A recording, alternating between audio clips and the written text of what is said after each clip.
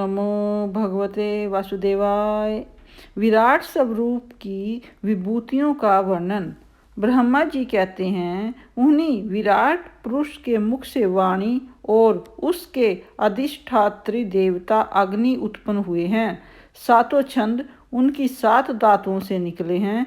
मनुष्यों, पितरों और देवताओं के भोजन कराने योग्य अमृतमय अन्न, सब प्रकार के रस, रसेंद्रियां और उसके अधिष्ठात्री देवता वरुण विराट पुरुष की जीवा से उत्पन्न हुए हैं। उनके नस छिद्रों से प्राण, अपान, व्यान, उदान और समान ये पांचों प्राण और वायु तथा ग्रहणेन्द्रियां से अश्विनी कुमार समस्त औषधियां एवं साधारण तथा विशेष गंध उत्पन्न हुए हैं। उनकी नेत्रेंद्रियां रूप और तेज की तथा नेत्र गोलक स्वर्ग और सूर्य की जन्मभूमि है। समस्त दिशाएं और पवित्र करने वाले तीर्थ कानों से तथा आकाश और शब्द श्रोतेंद्रियां से निकले हैं। उनका शरीर संसार की सभी वस्तुओं के रास भाग और सौंदर्य का खजाना है। सारे यज्ञ, स्पर्श और वायु उनकी त्वचा से निकले हैं।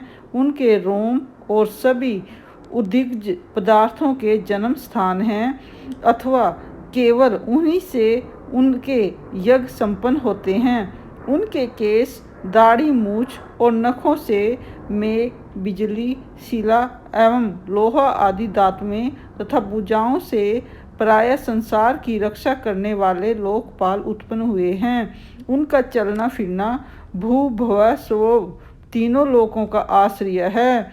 उनके चरण कमल प्राप्त की रक्षा करते हैं और भयों का भगा देते हैं तथा समस्त कामनाओं की पूर्ति उन्हीं से होती है। विराट पुरुष का लिंग जल, वीर्य, सृष्टि, मेघ और प्रजापति का आधार हैं तथा उनकी जनेन्द्रियां मैथुन जनित आनंद का उद्गम हैं। नारद जी, विराट पुरुष की पायु इंद्रियां यम, मित्र और मल त्याग का तथा गुदा द्वार, हिंसा, निवृत्ति, मृत्यु और नरक का उत्पत्ति स्थान है। उनकी पीठ से पराजय, अधर्म और अज्ञान, नाड़ियों से नद नदी और हड्डियों से पर्वतों का निर्माण हुआ है।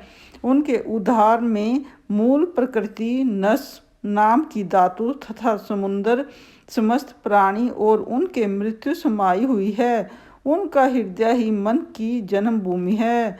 नारद जी, हम, तुम, धर्म, सनकादि, शंकर, विज्ञान और अंतकरण सब के सब उनके चिंत से आश्रित हैं।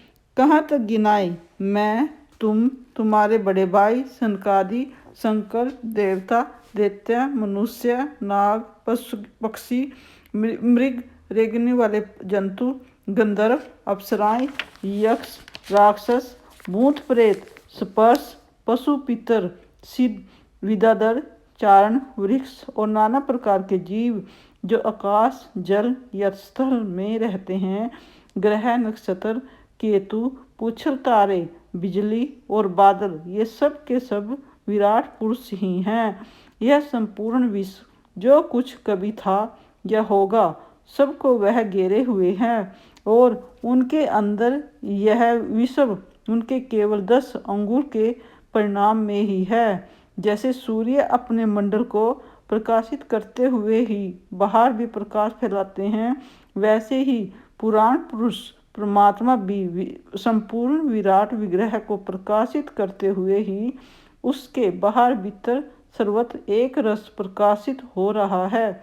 मुनिवर, जो मनुष्य की क्रिया और संकल्प से बनता है, उससे वह परे है और अमृत एवं अभय पद का स्वामी है। यही कारण है कि कोई भी उसकी महिमा का पार नहीं पा सकता। संपूर्ण लोक भगवान के एक पाद मात्र हैं तथा उनके अंश मात्र लोकों में समस्त प्राणी निवास करते हैं। भूलोक, भूवरलोक और स्वर्लोक ऊपर महरलोक हैं। उसके भी ऊपर जन, तप और सत्य लोकों में कर्मश, अमृत, सेम एवं हव्य का नित्य निवास है। ओम नमो भगवते वासुदेवाय।